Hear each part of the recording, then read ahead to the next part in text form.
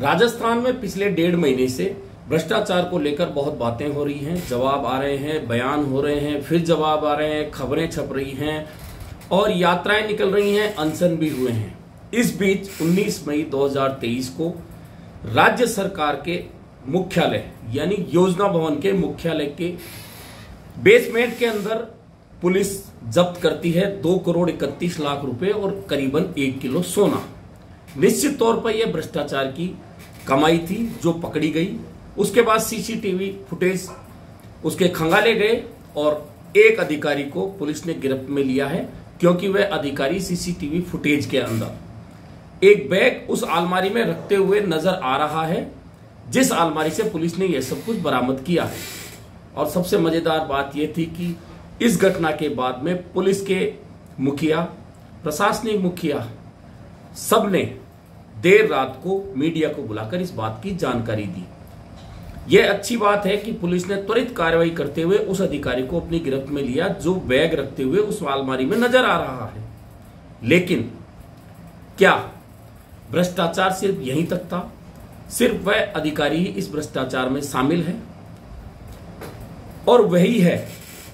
और यदि भ्रष्टाचार को सिर्फ एक अधिकारी को पकड़कर पूरा मान लिया जाए कि यह मामला बंद हो गया है, और यही कारण है कि सबसे मजेदार बात यह है कि जो लोग लगातार 1.5-2 महीने से भ्रष्टाचार की बात कर रहे हैं, यानी सचिन पायलट और उस खेमे के विधायक मंत्री, इस मामले को लेकर किसी का भी एक भी बयान सामने नहीं आया है।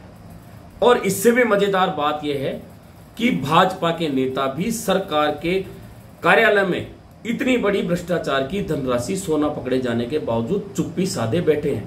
हालांकि बीच बीच में नेता प्रतिपक्ष राजेंद्र राठौड़ के बयान आ रहे हैं। उपनेता प्रतिपक्ष सतीश पूनिया ने केंद्रीय गृह मंत्री अमित शाह को केंद्रीय एजेंसियों से इस मामले की जांच कराने की चिट्ठी लिख दी है। 2 बार गजेंद्र सिंह शेखावत ने भी अपना बयान दे दिया है। लेकिन क्या भ्रष्टाचार के खिलाफ राजस्थान में यह लड़ाई इतनी सतही है? और यह तो तब है जब सरकारी कार्यालय में इतना बड़ा पैसा और सोना पकड़ा गया है।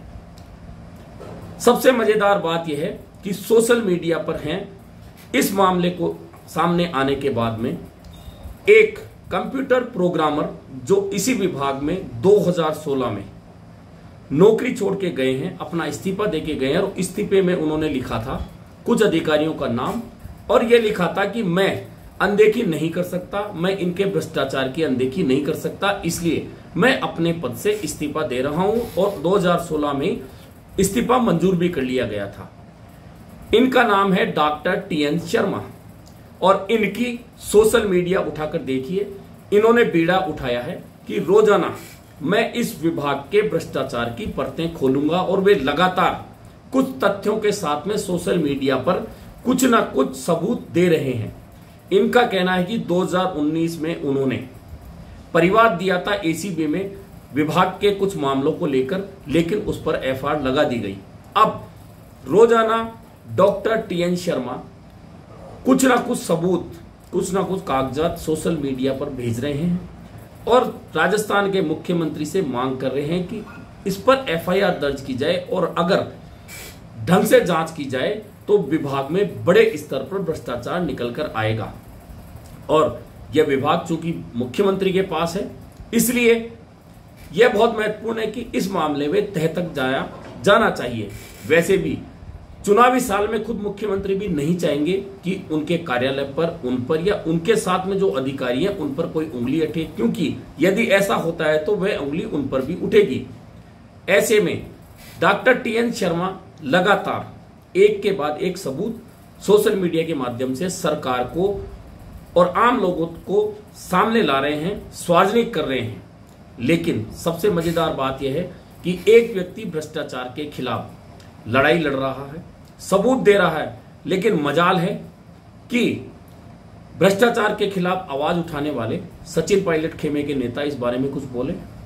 मजाल है कि सिर्फ साधारण बयान दे और कुछ ट्वीट करके भाजपा के नेता भी अलग हो जाए। आखिरकार ये माजरा क्या है? दरअसल जो TN शर्मा लिख रहे हैं सोशल मीडिया पर जो सार्वजनिक कर रहे हैं उसके मुताबिक इस मामले में भाजपा और कांग्रेस दोनों शासन के दौरान जो भी घपले हुए हैं उनकी परतें हैं। अब इन परतों के बीच में कौन नेता, कौन अधिकारी, कितना जिम्मेदार है, यह जांच का विषय है। यह जांच होगी तभी सामने आएगा और टीएन शर्मा का भी यही कहना है।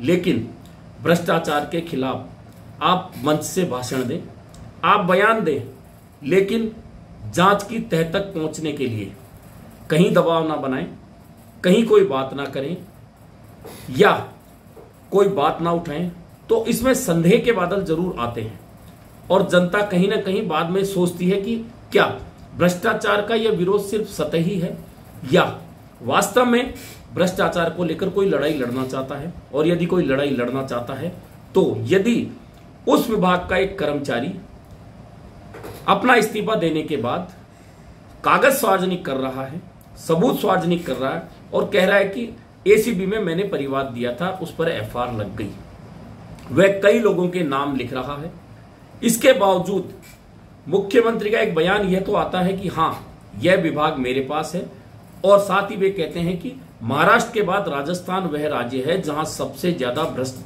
अधिकारी कर्मचारियों के खिलाफ कार्रवाई हुई, छापे डाले गए। यह सही हो सकता है, लेकिन चूंकि मामला अब मुख्यमंत्री कार्यालय से जुड़ा है, मुख्यमंत्री के विभाग से जुड़ा है, इसलिए इस मामले में मुख्यमंत्री को आगे होकर यदि जांच करवाई जाए, मुख्यमंत्री खुद कहें अपने एक एक अधिकारी की जांच कराएं, उस पूरे विभाग की जांच कराएं। और जांच होना इसलिए भी जरूरी है कि जिस अधिकारी वेद प्रकाश को पुलिस ने गिरफ्त में लिया है और उसका मामला एसीबी को सौंपा है, वह अधिकारी वर्षों से वहां जमा था, 3 सरकारें बदल चुकी लेकिन वह वहीं जमा था। ऐसे बहुत से अधिकारी हैं जो 10 से ज्यादा सालों से वहीं जमे हैं। निश्चित तौर पर मानिए कि वो अधिकारी जब एक ही कुर्सी पर रहते हैं, उन्हें सारा सिस्टम पता हो जाता है, तो कहीं ना कहीं उस सिस्टम की आड़ के अंदर भ्रष्टाचार होता है और मुख्यमंत्री का कार्यालय है। इसलिए जनता भी चाहती है कि इस मामले में खुलासा हो, जो भी दोषी हो वह सामने आए और मुख्यमंत्री का कॉलर हमेशा की तरह साफ स्वच्छ नजर आए। क्योंकि यदि ऐसा नहीं होता है तो बीजेपी भले ही अभी शांत है या सिर्फ बीजेपी के नेता ट्वीट करके, पत्र लिखकर इतिश्री कर रहे हैं भ्रष्टाचार की लड़ाई के मामले में, लेकिन चुनाव के समय भाषणों में यह जरूर शामिल होगा, क्योंकि उस वक्त उन्हें कोई स्पष्टीकरण नहीं देना होता है। इसलिए देखना यह है कि डॉक्टर टीएन शर्मा की ओर से सार्वजनिक किए गए सबूतों पर क्या पुलिस और एसीबी कोई एक्शन लेती है, उनकी ओर से पूर्व में दर्ज हुए परिवाद जिस पर एफआईआर लगा दी गई, क्या उसे पुनः खोलकर जांच की जाती है या फिर भ्रष्टाचार के खिलाफ यह लड़ाई इसी तरह से सतही स्तर पर चलती रहेगी।